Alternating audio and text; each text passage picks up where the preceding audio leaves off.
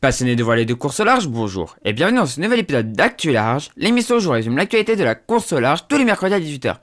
Alors aujourd'hui, avant de présenter de quoi on va parler, je voulais faire un petit erratum et m'excuser, j'ai dit quelques grosses bêtises la semaine dernière sur la solomètre coque. En fait, je me suis fait piéger par Virtual Regatta qui en fait a lancé une solomètre coque la semaine dernière. Donc moi je pensais en fait, innocemment je pensais que ça allait commencer à ce même moment-là. Et en fait, pas du tout. Donc, les courses ont effectivement commencé lundi. En fait, vendredi, les bateaux devaient être à quai. Et lundi, c'était la première course. C'était des courses côtières. Donc, lundi et mardi. Voilà. Donc, je m'excuse pour les erreurs, pour ces erreurs. Et là, je ferai plus attention la prochaine fois. Voilà. Bah, du coup, dans un premier temps, on va parler de la solomètre coque. Parce que du coup, maintenant, il y a eu 2 courses de fête. Ensuite, on va parler des classes 40. Parce qu'il y a encore une nouvelle annonce de construction d'un nouveau classe 40. Une étrave arrondie et c'est une classe très dynamique, mais je vais en parler un petit peu. Et enfin, dans un dernier temps, on va parler de Damien Guillou qui va faire la Golden Globe Race. Donc tour du monde en solitaire, sans escale, sans résistance à l'ancienne. Donc c'est énorme quoi. Et enfin, j'ai dit dans un dernier temps, mais non en fait il y a un dernier truc quand même. On va parler de Virtual Regatta pour le trophée Jules Verne qui se finit le 15 avril, voilà. Du coup, je vous rappelle que si vous voulez rien louper des prochaines vidéos, n'hésitez pas à vous abonner et à activer la petite cloche de notification. Et si vous voulez me retrouver en stream, je suis en stream sur Twitch le mardi, jeudi, vendredi et samedi. Stream sur Twitch, le lien dans la description de la vidéo. Venez me retrouver, voilà. Et du coup, on commence avec la solomètre coque maintenant.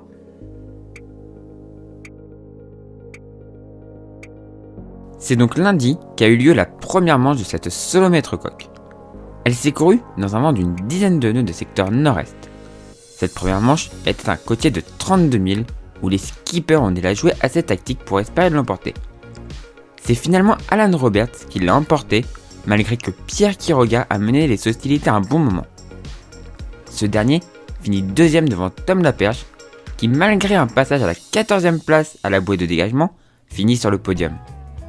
Fabien Delahaye finit 6ème, Alexis Loison 8ème, Robin Marais 15ème et Tanguy Le Turquet 21ème. Le deuxième jour était aussi un parcours côtier, mais cette fois-ci, le vent instable à l'est pour 12 nœuds le matin avant de passer sud-ouest mais erratique, allait encore plus mettre les nerfs des marins à rude épreuve. Le parcours d'origine devait faire une trentaine de milles, il en fera finalement 22. Cette course s'est en grande partie jouée sur le départ car il fallait partir tout de suite à droite du plan d'eau. C'est ce qu'a fait Martin Le Pape avec un petit groupe, tandis qu'un autre emmené par Alexis Loison a choisi l'autre côté du plan d'eau. Erreur fatale, car ils ne pourront jamais revenir dans le match. Le groupe à droite prendra la poudre d'escampette quand il est décidé faute de vent de juger l'arrivée à la bouée 3, c'est Neil Palmeris qui l'emporte, devant Tom Laperche qui montre qu'il est en forme, tandis que Martin Le Pape finit 3ème. Robin Marais finit 12ème, Tanguy Le Turquet 18ème, Alexis Loison 24ème devant Fabien Delahaye 25ème. Au classement général provisoire, c'est Alan Roberts qui mène à égalité de points avec Tom Laperche qui est 2ème et Gilles Damae prend la 3ème place.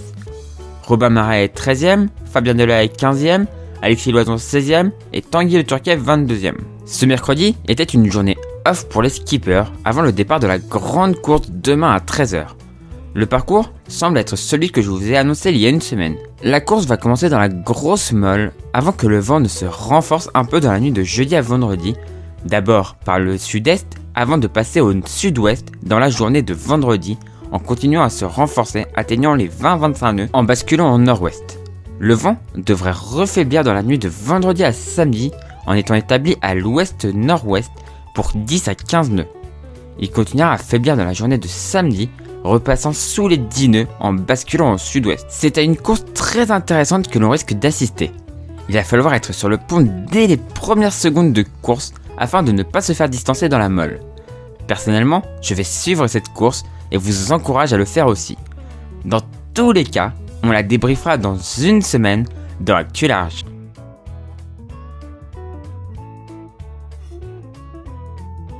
On parlait il y a une semaine de George Richer qui s'est fait construire un bateau en Afrique du Sud. Mais il n'est pas le seul à se faire construire une nouvelle unité. C'est Emmanuel Leroc qui est le dernier à annoncer la construction d'un nouveau classe 40, un Mach 40.4. Donc encore une étrave arrondie avec lequel il va courir la prochaine Transat Jacques Vabre est la route du Rhum. Vous me direz, pourquoi j'en parle alors que je ne parle pas de toutes les mises à l'eau? Eh bien c'est pour montrer l'extraordinaire vitalité de la classe 40 qui malgré la crise continue à avoir des nouveaux bateaux qui sortent de chantier. Et ça, c'est une bonne nouvelle pour la classe, mais aussi pour notre sport. Enfin, je suis super hypé par les étraves arrondies et j'ai extrêmement hâte de les voir s'affronter entre elles. On les suivra très attentivement dans Actu Large.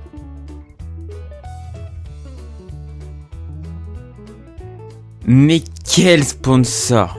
Des comme ça, on n'en voit pas partout. Il pourrait être dégoûté de la voile après ce qui leur est arrivé, mais non, il continue. Déjà, on le sait, ils veulent retourner sur le Vendée Globe avec Kevin Escoffier, mais en plus, ils repartent sur la Golden Globe Race, comme la dernière fois.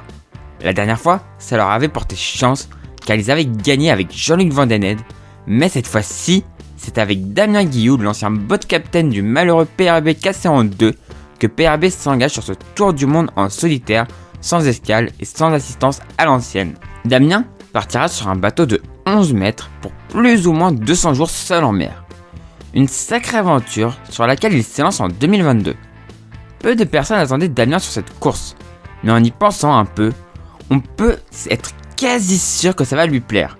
Et que malgré le côté aventure très présent dans cette course, le côté compétiteur de Damien risque de ne jamais être loin, et s'il faut se battre avec les autres, il le fera. Rendez-vous donc en 2022. Dans tous les cas, on suivra Damien dans Actu Large.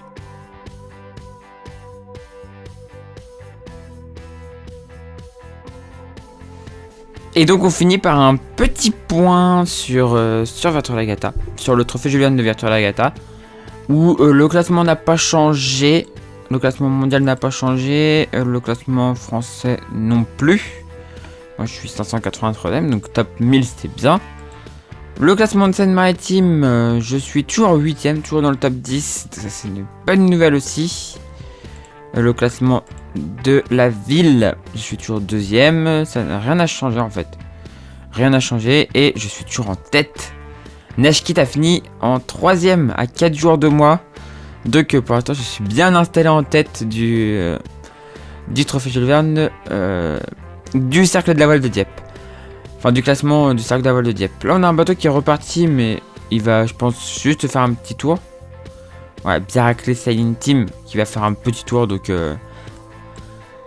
notre Charge Joshua qui va faire un petit tour. On va aller voir en bas par ici. Et là on a un bateau qui remonte. Oh non, c'est un bateau juste qui a fait des tours, Team Poujoula. Mais je pense que voilà, on a notre cher Santosa SNV ISF qui a passé 108ème au Cap Horn. Il fait une deuxième tentative quand même folle, vraiment folle. Et donc du coup il a passé le Cap Horn et il commence à remonter l'Atlantique. Il faut qu'il arrive avant le 15 avril, je crois. 5 ou 15 avril. Ça devrait aller, je pense. Donc, par contre, il faut pas qu'il traîne, mais ça devrait aller normalement. Ça devrait aller. Non, enfin. 5 avril, non. Alors attendez, je vais vous dire ça au pire. Hein. Je peux vous dire ça. J'ai oublié la date de fermeture. J'avoue, j'assume pleinement de ne pas avoir regardé. Donc il faut aller juste là-dedans. Et vous allez avoir la date de fermeture. Le 15, donc il a largement le temps de finir.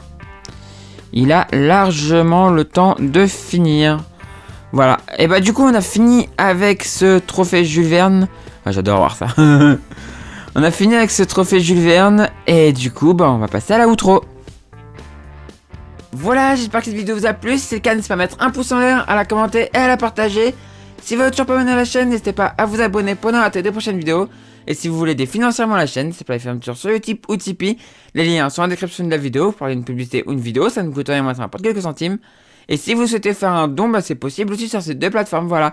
Et du coup, moi je vous dis à la prochaine pour la prochaine vidéo sur la chaîne Victoria. Et du coup, ciao tout le monde. Ciao, ciao, ciao. Et beau mon nouveau décor, hein. Vous avez pas vu, hein. Enfin, je sais pas si vous l'avez remarqué. Là. Joli décor. C'est le décor des streams maintenant. Oui, avant ici, il y avait rien. Enfin, si, il y a des posters, mais ils sont toujours derrière. Je les ai pas enlevés parce que normalement, il y avait un fond derrière là. Sauf que j'ai un problème, je peux pas éteindre ma lampe. J'ai mon extincteur qui est derrière et du coup je peux pas l'atteindre. Enfin pas mon extincteur mais mon interrupteur. Donc du coup je peux pas l'atteindre. Mais du coup voilà, j'ai mis un petit décor pour les streams. Ah je peux vous montrer au pire.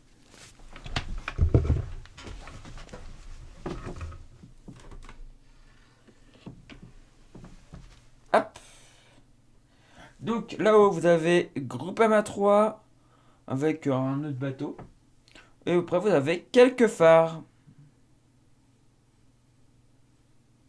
Voilà. La Banque Populaire 5. Et voilà. Voilà un petit peu le décor. Et du coup, ciao. J'ai mis n'importe comment, mais allez, ciao.